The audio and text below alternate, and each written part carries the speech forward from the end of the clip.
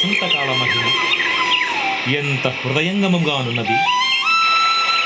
చెలికాడ, ఈ పర్వతముపై వసంతలక్ష్మి తన విశ్వరూపమును ప్రదర్శించుతున్నట్లున్నది. అవును ప్రభు, ఈ వనమును గాంచిన నాలో కవనము ఉప్పొంగుచున్నది. అటులనా? అయినచో కానిమ్ము. ఒక ఛాయనన పాయపిక గేయ సముదాయముక సీమనామయూర నినదము. బాగున్నది. రెండవ చరణము నేను పూరింతును. ఒక వంకన కలంక మకరాంక హయహేషలోక దేవ వనదేవ యువతి గీతము. మూడవ చరణము నాది ప్రభు. ఒక చెంత సురకాంత రకరాంత తతనాదముక దారి నవశారి కోదితము. ఒక యోర పటుచారణ కుమార పణితంబులొక దండ అలిమండలి కలగానము. ఒక్క మొగి మ్రోయ గదలి గృహోపపన్న కిన్నరి బృంద బృంద సంగీత రీతి. నమరునతి వేల కోలాహలముల కలిని అధిపా ఈయద్రి కోలాహలాఖ్యముక్కు.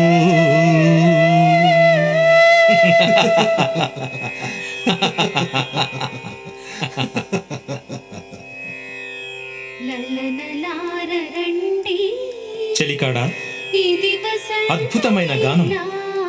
భూలోకంలోను సురలోకంలోను ఎన్నో కంఠాలు విన్నాం, కానీ ఈ గొంతులో ఎంతో ఆకర్షణ ఉన్నది. ఎక్కడిది ఈ రావం? ఎవరిదా గానం? మహారాజా, ఎవరో ఒక సౌందర్యవతి చిలికెత్తెలతో వసంత నృత్యము చేయుచున్నది. నీవు పోయి రహస్యముగా దాగుకొని వీక్షించి వారి వివరములన్నీ మాకు అందజేయము. నేను పోయి వత్తును.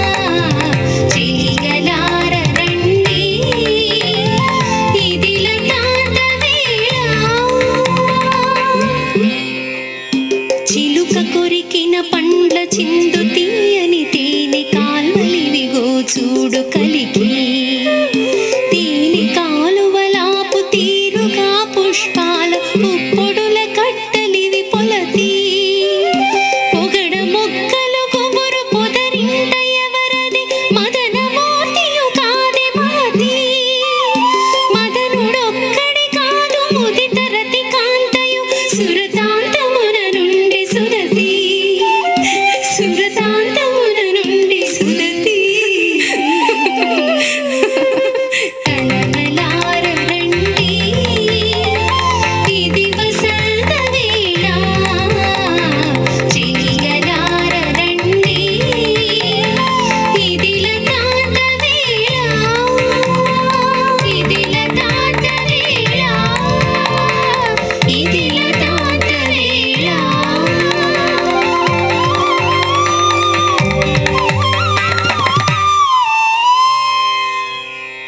చెలి గిరిక, ఏమమ్మా ఇంత ఉత్సాహము? మీ తల్లి శుక్తిమతి, తండ్రి కోలాహలులు నిన్ను నీ ఆనందమును చూచిన మురిసిపోదురు. మురియుటే కాదు, ఈ ముద్దరాలికి ముక్కుతాడు కూడా వేయుదురు. ముక్కుతాడేమిటే? ముక్కుతాడు అనగా నీ మెడలో 3 ముడులు వేసే తాడు. అబ్బా, ఎంత సిగ్గు! ఈ సిగ్గులను దాచుకో, రాబోయే చిలికానితో పంచుకుందు గాని. ఆపవే, ఎంతసేపు నన్ను ఏడిపించడమేనా? నీకు వేరే పనేమి లేదు? అసలు ఈ అందాల సుందరికి జతగాడు పుట్టాడా? పుట్టినా ఎక్కడున్నాడో? ఉన్నాడు, పుట్టి ఉన్నాడు. ఓం శక్తి, ఐం శక్తి, హ్రీం శక్తి. అయ్యయ్యో, యతీశ్వరులు విచ్చేశారు. స్వామి, సాష్టాంగ దండ ప్రణామం. నమస్కారం స్వామి. కళ్యాణమస్తు కళ్యాణి. మునీశ్వర, ఈమె గిరిక. ఓం శక్తి, మాకు అన్నియును తెలియను. స్వామి, ఈమె శుక్తిమతి నదీమ తల్లికి కోలాహల పర్వతరాజునకు జన్మించిన ఏకైక పుత్రిక. ఓం శక్తి, మాకు అన్నియును తెలియను. యతీశ్వర, ఈమె సంగీత నాట్యములందు అప్సరసలను మించగల విదుషీమణి. ఓం శక్తి, మాకు అన్నియును తెలియను. మహానుభావ, మీకు అన్నియును తెలియను అనుచున్నారు. మరి ఈమెకు కాబోయే పతి ఎవరో చెప్పగలరా? ఓం శక్తి, మాకు అదియును తెలియను. ఎవరు స్వామి? ఎవరు స్వామి? చెప్పరు. దూరం దూరం. ఓం శక్తి, ఈమెకు దివ్యశక్తి ప్రభావ సువల్లభుడు. అర్థం కాలేదు స్వామి. ఈమెకు దివ్యశక్తి ప్రభా వసువల్లభుడు పతి అవుతాడు. ఏమీ అర్థం కాలేదు స్వామి. బేలలారా, బాలికలారా, ఈమెకు దివ్యశక్తి ప్రభా వసు వల్లభుడు వల్లభుడు. అంటే ఈ చేది దేశాన్ని పాలించే రాజు అనగా వసు మహారాజు మా గిరికకు పతి అవుతాడా? ఆ? సాధ్యమా అది? ఆ మహారాజు ఎక్కడా? ఈ మా గిరికన్యక ఎక్కడా? మా తపశ్శక్తితో వసురాజునే కాదు, స్వర్గమందున్న అతని స్నేహితుడైన వాసవుని సైతము రప్పించగలము. మీరు వసు మహారాజుల వారిని ఇక్కడికి రప్పించరా? ఎప్పుడు? వచ్చే జన్మలోనా? వచ్చే జన్మ కాదు, వచ్చే కర్మ కాదు. మూర్ఖులారా, నా తపశ్శక్తితో ఇప్పుడే రప్పింతును. రప్పించుడు, చూచెదము. మంత్రములకు చింతకాయలు రాలవు. ఓం శక్తి, ఐం శక్తి, హ్రీం శక్తి. హే వసురాజా, ఆకర్ష ఆకర్ష.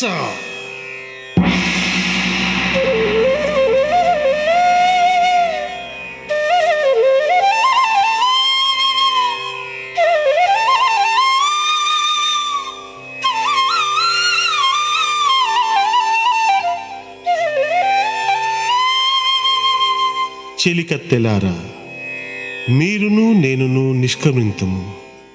ఇక కావ్య నాయకి నాయకుల రసమయ సమయం ఆసన్నమైనది. ఆహా, ఏమి ఈ సౌందర్యం, లావణ్యం! చతుర్దశ భువనముల ఇంత సౌందర్యవతి ఎక్కడా ఉండదు. ఈమెను నా అర్ధాంగిగా చేసుకుంటాను. ఏమి ఈ గాంభీర్యం! జయంతుని కంతుని సైతం జయించే సౌందర్యం. ఈతని చూపులో ఏదో అలౌకికమైన శక్తి. ఈయన అర్ధాంగినై నా సర్వస్వాన్ని అర్పించనిదే ఈ జీవితమునకు సార్థకమేముంది? ఓ ముగ్ధ మనోజ్ఞలావణ్య సుకుమారి, నీ నామధేయము? గిరిక. కొండపిల్లవా?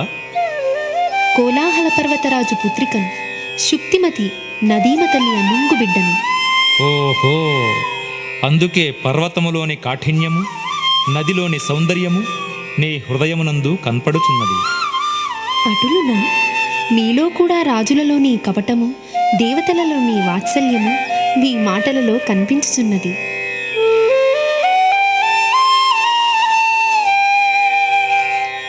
ఆకాశ వీధిలో హరివిల్లును భువిదించి, నీలాల నింగిలో నెలవంకకు సంధించి.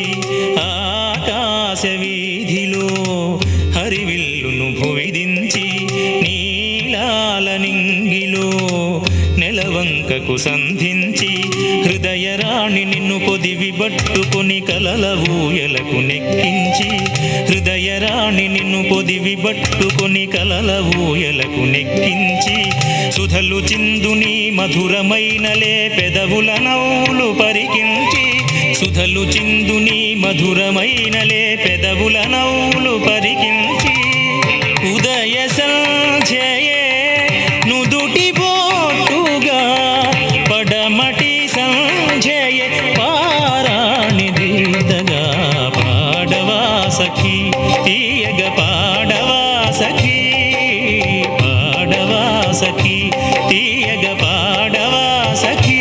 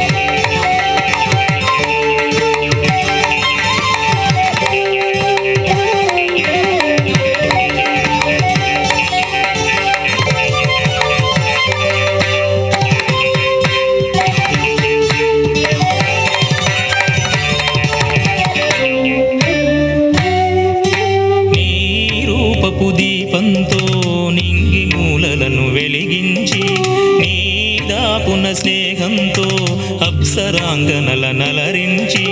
నీ రూపపు దీపంతో నింగి మూలలను వెలిగించి, నీదాపున స్నేహంతో అప్సరాంగనల నలరించి. గగన నీలి మనుకురుల కత్తుకొని తారల పూలు తురుముకొని, గగన నీలి మనుకురుల కత్తుకొని తారల పూలు తురుముకొని, విశాల విశ్వపు చిటారు